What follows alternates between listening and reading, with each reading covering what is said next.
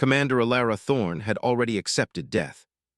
Blood, her own violet-tinged blood, pooled beneath her as she lay among the wreckage of what had once been her battle cruiser. The metallic taste of defeat filled her mouth as she tried to move, pain shooting through her slender frame. The ceremonial markings that adorned her scaled skin had been marred by the battle, and one of her 4 eyes was swollen shut. She'd heard the stories, everyone in the Silurian fleet had. Humans didn't take prisoners, they took trophies. They tortured for information, for revenge, for sport. And someone of her rank would be a prize indeed. Alara heard footsteps approaching through the debris. Her hand moved to the ceremonial blade at her hip, the one meant for honorable death rather than capture. But her fingers were too numb, too slick with blood to grasp it properly. "I found one still alive," a deep voice called out. A shadow fell over her. Through her remaining good eyes, she saw him, a human male, tall and broad-shouldered in their standard military exosuit. His face was partially obscured by a breathing apparatus, but she could see his eyes, an unsettling shade of blue like the gas giants of the Varillian system. "Don't move," he said, his voice coming through a translator. "You're badly injured." Alara bared her teeth, the ridges along her spine rising in defiance. "Finish it, human, I will not beg." To her surprise, the human knelt beside her, setting down his weapon. He removed his breathing mask, revealing a face that was oddly symmetrical, not grotesque as she'd been taught. He had short, dark hair and a strong jawline covered with stubble. "My name is Captain Marcus Reeves," he said, his voice gentler now without the mask's distortion. "I'm going to help you." "I don't want your help," she spat. "I know what humans do to captives." A flicker of something, was it pain, crossed his features. Not this human. Before she could respond, he produced a medical scanner, running it over her body with practiced movements. 3 fractured ribs, internal bleeding, spinal trauma, but nothing fatal if we act quickly. Alara tried to move away, but her body betrayed her. "Why not just kill me? I would if our positions were reversed." "Then I'm glad they're not reversed," Marcus replied, preparing a medical injector. "This will stabilize you until I can get you proper treatment." "You mean until your interrogators can ensure I'm healthy enough to withstand their methods," she said bitterly. Marcus paused, looking directly into her eyes. "There will be no interrogators, no torture, you have my word." "The word of a human means nothing to me." "It will," he said with unexpected certainty. He administered the injection, and almost immediately blessed numbness began to spread through her body. "I'm taking you somewhere safe." "There is nowhere safe for a Silurian in human territory," she murmured, fighting the encroaching darkness. "This isn't about territories or species," Marcus said, carefully lifting her broken body. "This is about doing what's right." As consciousness slipped away, Alara felt confusion replace her certainty. This wasn't how it was supposed to go. Where were the chains, the pain, the cruel laughter? She'd been prepared for torture, steeled herself for degradation. But the gentle way this human cradled her body as he carried her from the wreckage, it challenged everything she knew. When she awoke later, she found herself not in a prison cell but in a simple room. Her wounds had been treated, her body cleaned. And there, asleep in a chair beside her bed, was the human captain. Alara could have reached out and snapped his neck. It would have been easy even in her weakened state. But curiosity stayed her hand. Why had he saved her? What game was he playing? As if sensing her thoughts, Marcus stirred, his blue eyes opening to meet her gaze. "You're safe," he said simply. "No Silurian is safe among humans," she replied automatically. He offered a small, tired smile. "Then I guess we'll both have to adjust our expectations." For the first time in her life, Commander Alara Thorne found herself without a protocol to follow. So instead, she did the unthinkable. She listened to what the enemy had to say. 3 days passed in a strange, uneasy routine. Alara's wounds were healing faster than Marcus had anticipated. Silurian physiology was remarkably resilient. Each morning, he'd bring her food, check her bandages, and attempt conversation. Each morning, she'd regard him with cold suspicion. "You should be eating more," Marcus said, setting down a tray of carefully prepared nutrient paste formulated for her species' dietary needs. He'd gone to considerable trouble to acquire it. "How do I know it's not poisoned?" Alara asked, though she'd asked the same question yesterday and the day before. Marcus sighed, taking a small taste himself. "See, Not poisoned, though I'll admit it tastes terrible to me. It's not made for humans, she said, finally reaching for it. Neither was this place, he replied, gesturing to their surroundings. They were in an abandoned research facility on an uncharted moon. The location had been scrubbed from official records after the war began, a perfect hiding place. Too perfect. Why are we here, really? Alara asked, her secondary eyes narrowing while her primary pair studied his reaction. It was disconcerting how she could look at him and the exits simultaneously. This isn't a standard detention facility. No, it's not. Where are the other prisoners? There aren't any. Alara set down her spoon. Where are the other guards? Marcus met her gaze steadily. Also none. The realization hit her. We're alone here. Yes. Alara rose from her bed, testing her strength. She was still weak, but no longer helpless. You've isolated me. Is this part of your psychological warfare? Make me dependent on you before the real interrogation begins. No one is coming to interrogate you, Commander. Then why? She demanded, stalking toward him with predatory grace despite her injuries. Why keep me alive? Why hide me away? Why treat my wounds? Marcus didn't back away as she approached. Because both our people think you're dead, and it needs to stay that way for a while. For the first time since her capture, real fear flashed across Alara's features. She lunged forward, pinning Marcus against the wall with surprising strength, her forearm pressed against his throat. What have you done? She hissed, her face inches from his. Marcus could have broken her hold. She was still weak from her injuries, but he remained still. I saved your life twice now, once from the crash and once from your own people. Confusion replaced anger in her expression. She released him, stepping back. Explain. I intercepted communications before the battle, Marcus said, rubbing his throat. Your ship wasn't shot down by humans. It was targeted by your own fleet. Impossible, Alara whispered, but doubt had crept into her voice. The Silurian High Command decided you were a liability. You knew too much about Project Nightfall. Alara's scaled skin paled to a ghostly blue. How do you know that name? Because I've been tracking biological weapons development for 3 years, Marcus replied. And you, Commander, were on the verge of shutting it down from within, weren't you? Silence stretched between them as Alara processed his words. Her hands trembled slightly. I need to see proof, she finally said. Marcus nodded, retrieving a data pad. I thought you might. As Alara reviewed the intercepted communications, Marcus watched her carefully. He saw the moment belief replaced denial. Her shoulders slumped, and a small, involuntary trill of distress escaped her throat. My own admiral, she murmured. He signed the order. Something unexpectedly protective stirred in Marcus as he watched her world collapse. Without thinking, he reached out, his hand hovering near her shoulder before retreating, unsure if the gesture would be welcome. Alara caught the movement, her eyes tracking his hand. For a moment he thought she might strike him, but instead she asked, Why do you care what happens to me? Because this war is built on lies from both sides, Marcus said, and you're one of the few who is willing to question those lies. Their eyes met, and for the first time, Alara didn't look away.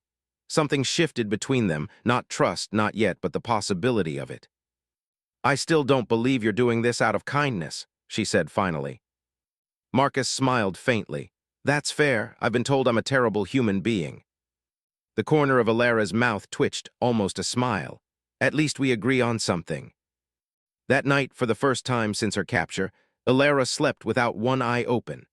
And Marcus, for the first time, allowed himself to notice how the moonlight caught the iridescent patterns on her skin as she dreamed.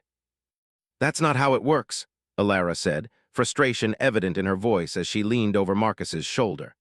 Her breath was warm against his neck, carrying a faint spice-like scent that he'd grown oddly accustomed to over the past 2 weeks. Then show me, Marcus replied, sliding the decryption terminal toward her. They'd established a cautious working relationship, analyzing the intelligence Marcus had gathered about Project Nightfall.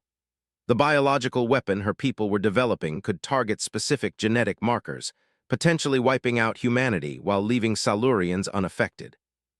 Alara's clawed fingers moved deftly across the terminal's surface.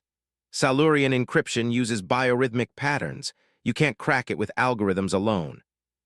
Marcus watched, fascinated by the graceful efficiency of her movements. Is that why they wanted you eliminated? Because you know how to break their codes? Partly, Alara admitted, but mainly because I discovered that nightfall isn't as species-specific as they claimed. The genetic drift would eventually affect Silurians too.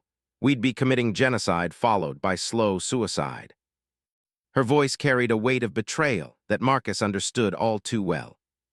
My superiors know about nightfall, he said quietly, but instead of trying to stop it, they're developing their own version. They call it daybreak.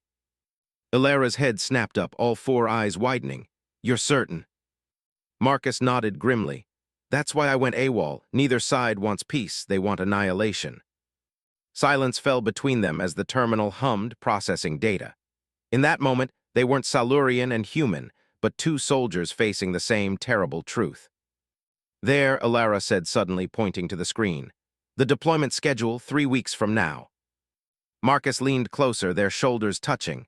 Neither pulled away.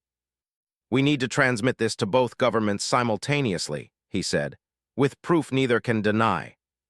They'll just bury it, Alara argued, or worse, accelerate their plans. Not if we make it public. Every colony, every outpost, every civilian channel. Alara turned to him, so close he could see the subtle patterns in her irises. That would make us traitors to both sides. We already are, Marcus said softly. Something changed in Alara's expression. A softening, a recognition. Her primary eyes held his gaze while her secondary ones seemed to study him with new interest. Why did you really save me, Marcus? She asked, using his first name for the first time. He considered deflecting but found he couldn't, not anymore. Initially because you were valuable intelligence, then because you deserved justice. And now? The question hung between them, charged with meaning. Marcus felt heat rise to his face. Now I can't imagine having done anything else, he admitted. Her hand moved to his face, cool scales against warm skin. It should have felt alien wrong. Instead, it felt like the most natural thing in the world. Your species' emotional displays are so visible, she said, tracing the flush on his cheek. It's intriguing. Is that a polite way of saying humans are easy to read? Marcus asked, his voice rougher than intended. Alara made a sound, a trilling laugh he'd never heard from her before. Not at all, you're quite mysterious in many ways. Such as? Her head tilted, a gesture he'd come to recognize as curiosity. Such as why your pulse accelerates when I'm near. Is it still fear after all this time? No, Marcus answered honestly. It's definitely not fear.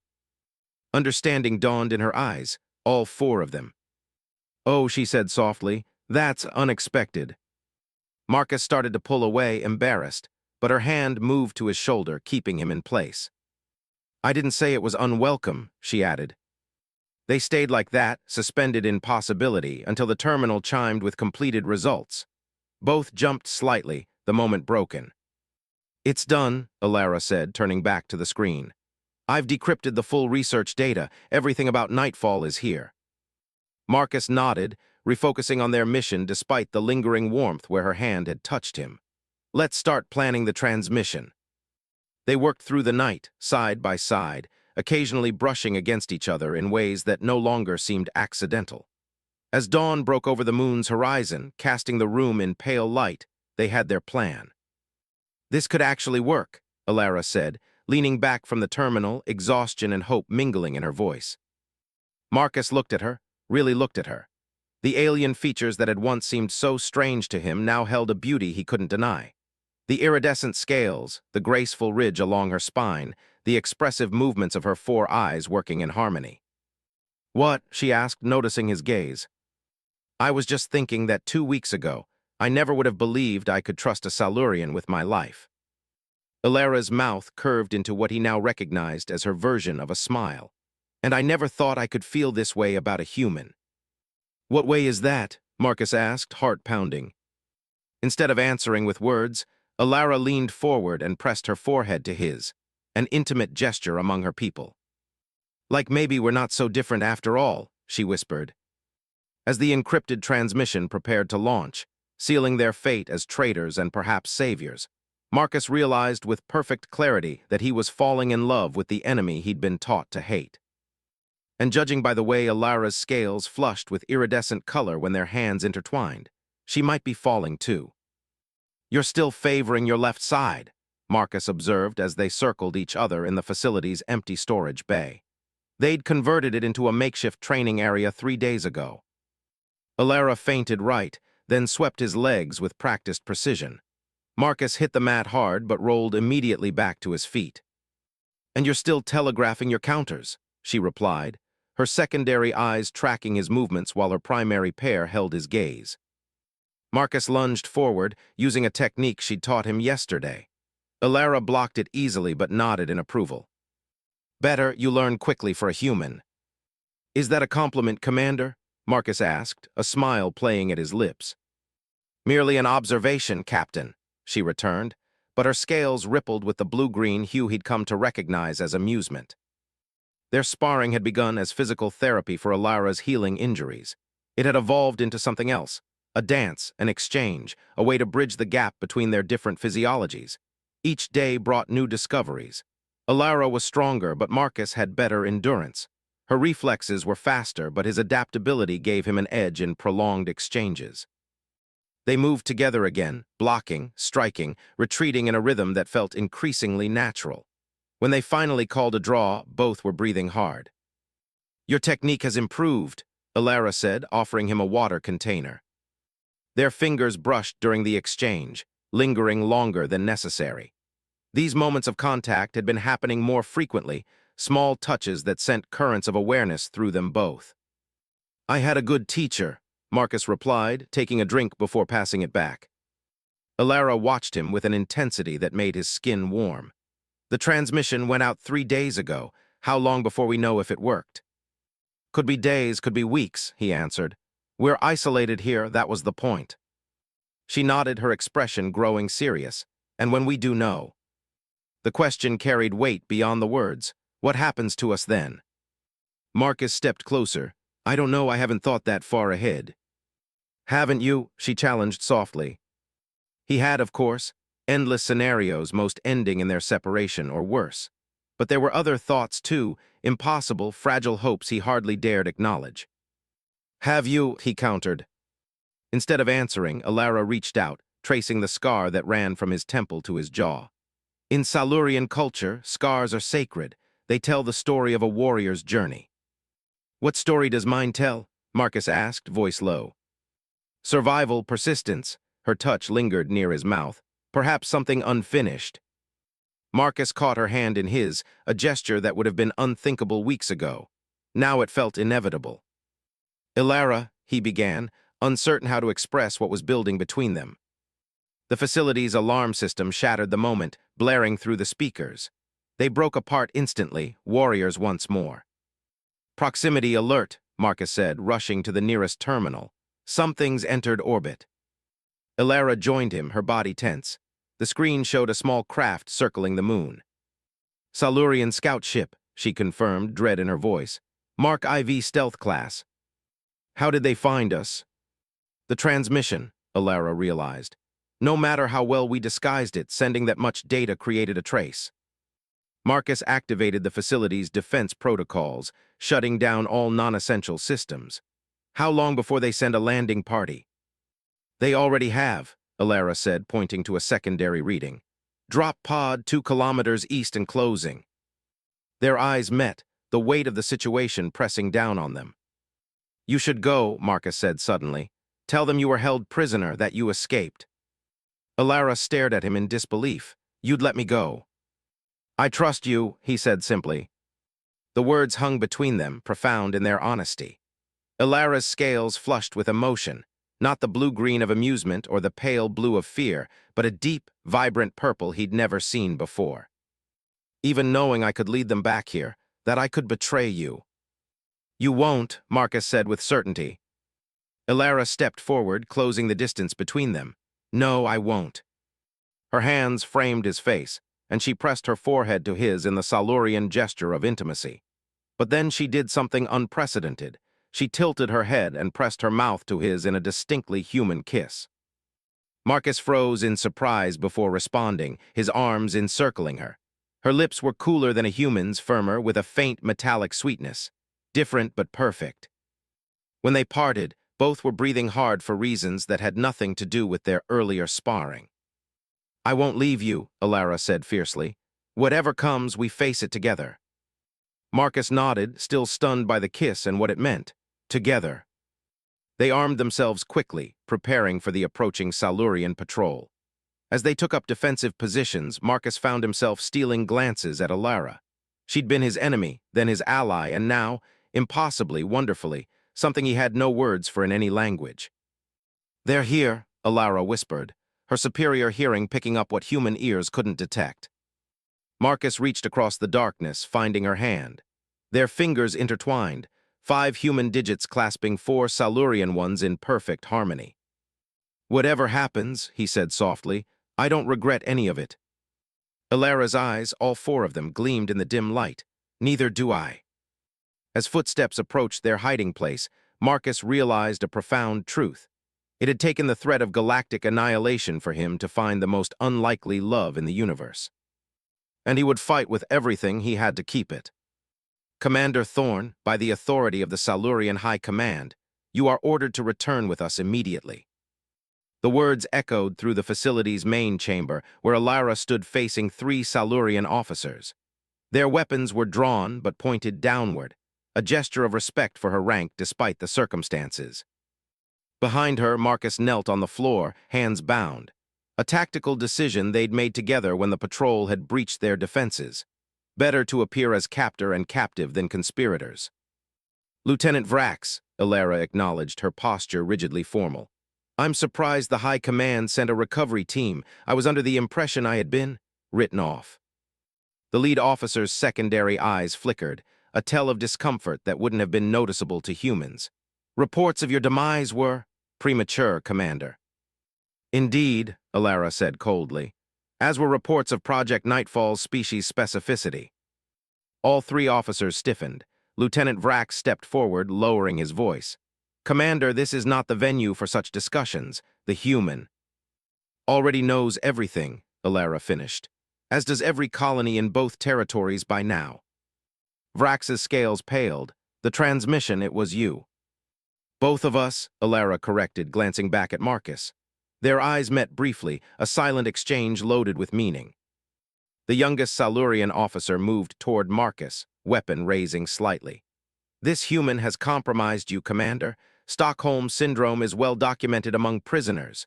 We should eliminate him and—" "Touch him and die," Alara said, her voice deadly calm as she shifted into a protective stance. The crest along her spine raised fully, a display of aggression rarely seen outside combat situations. The chamber fell silent. Even Marcus looked stunned by the intensity of her reaction. "Commander," Vrax said carefully, "the human is an enemy combatant. Whatever connection you believe exists is a manipulation tactic." Alara laughed, a sharp, bitter sound. "Is that what the High Command told you? That humans are manipulative monsters, that they're incapable of honor or compassion?" She moved to Marcus's side, one hand resting protectively on his shoulder. "Yet this human saved me when our own fleet tried to kill me. This human risked everything to expose a weapon that would have destroyed both our species." The officers exchanged uncertain glances. "Our orders are to bring you home, Commander," Vrax insisted. "Your knowledge, your skills, the Silurian people need you now more than ever."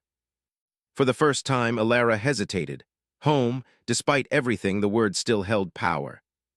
"What about the human?" she asked.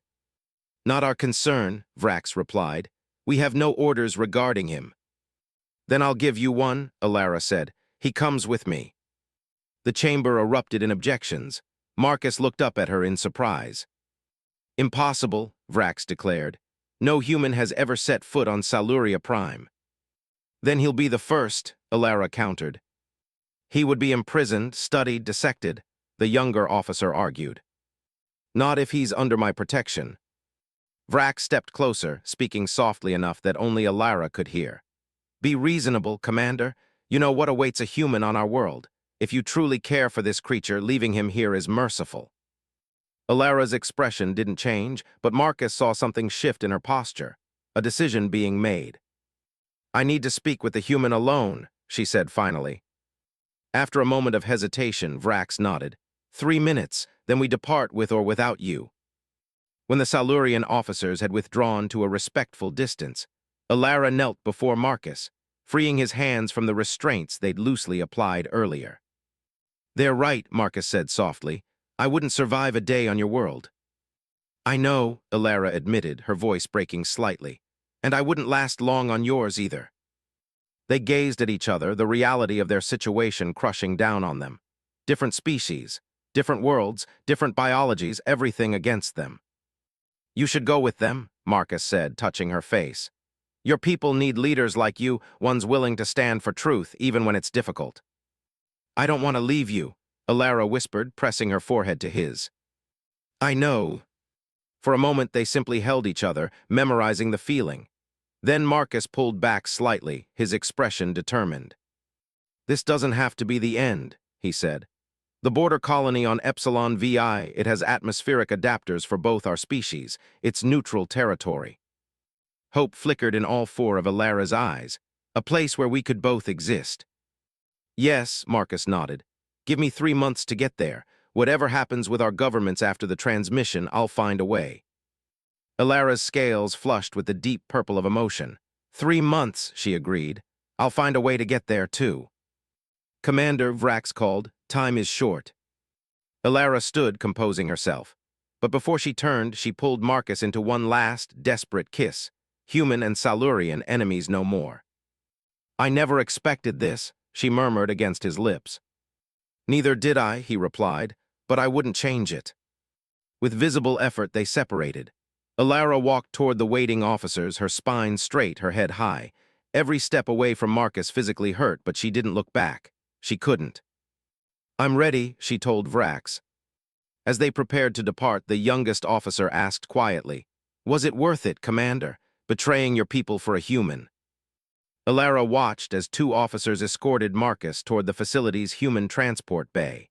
He would be leaving too, heading in the opposite direction across the stars.